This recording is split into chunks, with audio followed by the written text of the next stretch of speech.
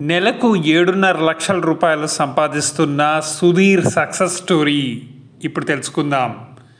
విశాఖపట్నం యువకుడు మిల్లెట్ ఇడ్లీలతో రుచి, ఆరోగ్యం, ఆదాయాన్ని సాధించిన అద్భుత విశ్లేషణ. చిట్టెం సుధీర్ వ్యవసాయ ఎకనామిక్స్లో పీజీ పూర్తి చేసి ఉద్యోగం కాదు, ఆత్మనిర్భరంగా వ్యవసాయ ఆధారిత ఆహార వ్యాపారం ప్రారంభించాలని లక్ష్యంగా పెట్టుకున్నారు.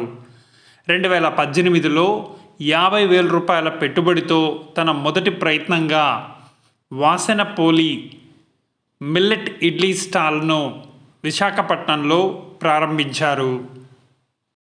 ప్రారంభించిన కొద్ది కాలంలోనే ఆయన వ్యాపారం నెలకు 7.5 లక్షలకు పైగా అమ్మకాలు నమోదు చేస్తోంది.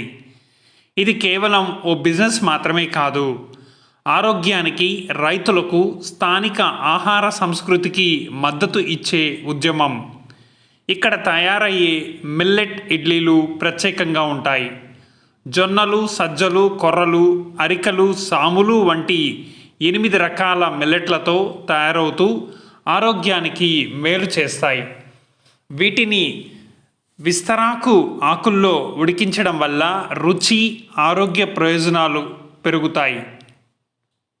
ప్రతి నెల శ్రీకాకుళం, విజయనగరం, విశాఖపట్నం గిరిజన ప్రాంతాల రైతుల నుండి సుధీర్ గారు 700 కిలోల మిల్లెట్ కొనుగోలు చేస్తారు.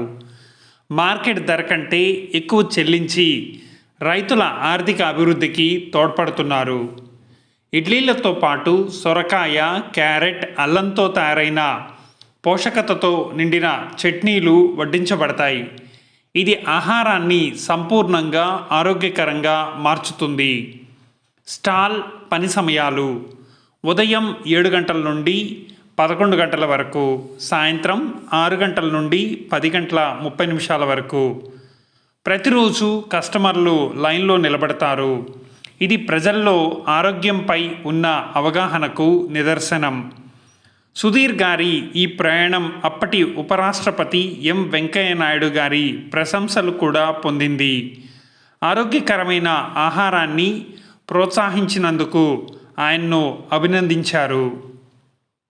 ఇది కేవలం వ్యాపారం కాదు, ఇది ఆరోగ్యాన్ని, రైతుల ప్రయోజనాన్ని, భారతీయ సంప్రదాయాలను కలిసి ఉంచిన విప్లవం.